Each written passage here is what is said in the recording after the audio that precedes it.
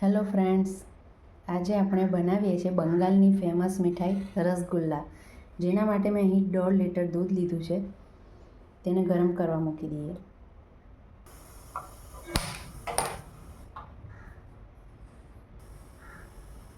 અહીં આપણું દૂધ ગરમ થાય છે ત્યાં સુધી આપણે વિનેગરવાળું પાણી બનાવી લઈએ.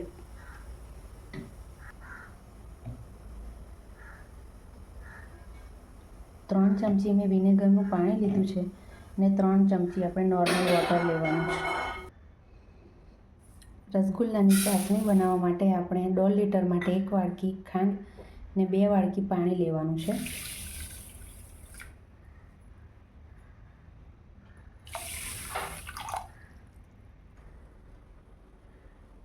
ચાસણીમાં આપણે 2 ઇલાયચી નાખી દેવાની છે છૂટી પાડીને.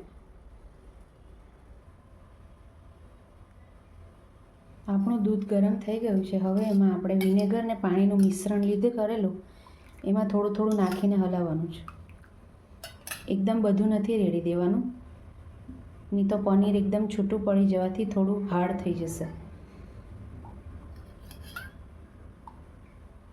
2 કે 3 વાર આપણે થોડું થોડું કરીને નાખવાનું છે અંદર, જેથી ધીમે પનીર છૂટું પડશે તો આપણા રસગુલ્લા સોફ્ટ બનશે.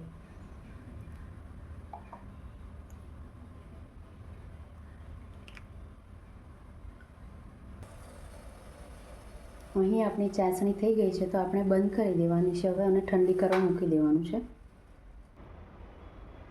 અહીં આપણું પનીર અને પાણી અલગ થઈ ગયું છે. હવે આપણે તેને કોટનના કપડામાં ગાળી લેવાનું છે.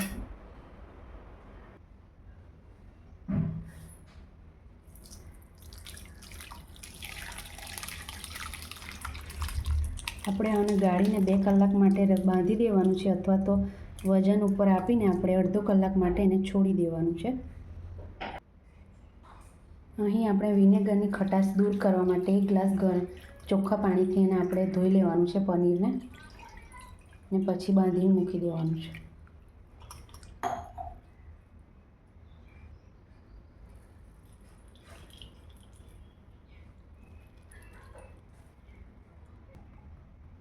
આ જે પાણી છે એનું આપણે પ્લાન્ટ્સમાં રેડીને ઉપયોગ કરી શકીએ છીએ. એમાં વે પ્રોટીન હોય છે, એટલા માટે. અડધા કલાક પછી હવે પનીરને આપણે કાઢી લીધું છે. હવે આપણે હથેળીથી એને સોફ્ટ હાથે મસળવાનું છે.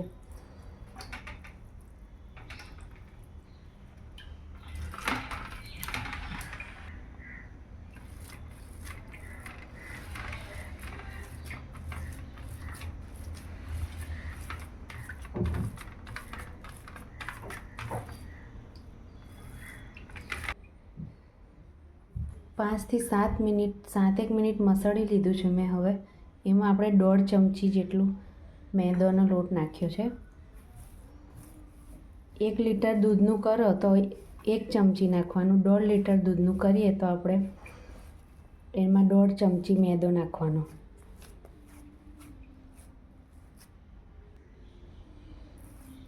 આપણને જે સાઈઝ મોટી કે નાની રાખવી હોય એ પ્રમાણે આપણે પનીરના નાના નાના ગુલ્લા કરી લેવાના છે.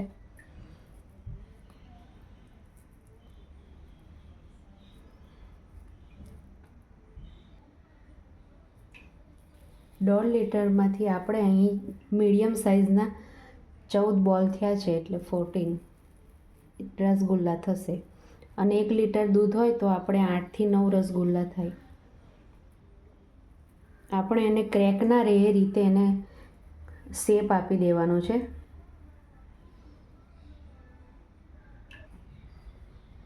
અહીં આપણે બીજી ચાસણી બનાવવાની છે, જેમાં આપણે રસગુલ્લાને ઉકાળવાના છે. જેની માટે 1 વાડકી ખાંડ લેવાની છે અને એ જ વાડકીના માપે આપણે 5 વાડકી જેટલું પાણી લેવાનું છે.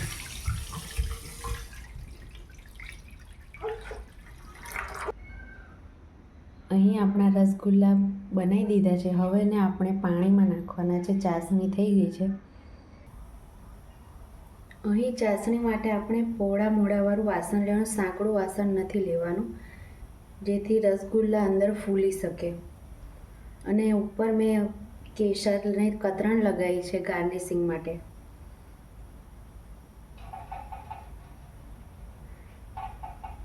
અને આપણે એને ઢાંકીને 10 મિનિટ માટે થવા દેવાના છે.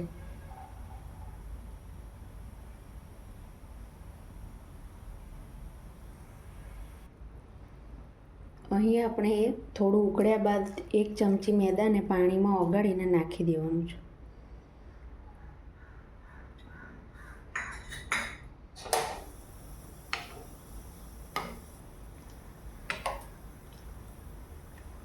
આપણે અધ્ધર હાથે એને હલાવવાના છે. રસગુલ્લાને આપણે ચમચો નથી અડાવવાનો, જેથી ભાગી ના જાય કે ક્રેક ના પડે.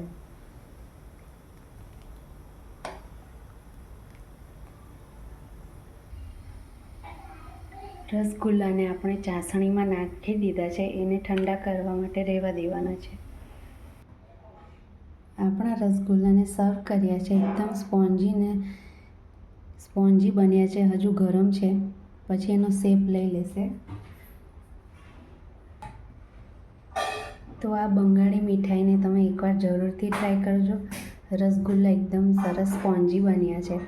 તો કોમેન્ટમાં જરૂર કહેજો તમે બનાવીને કે કેવા રહ્યા. અને લાઇક, શેર ને સબસ્ક્રાઈબ કરજો જો વિડીયો ગમ્યો હોય તો. Thank you for watching.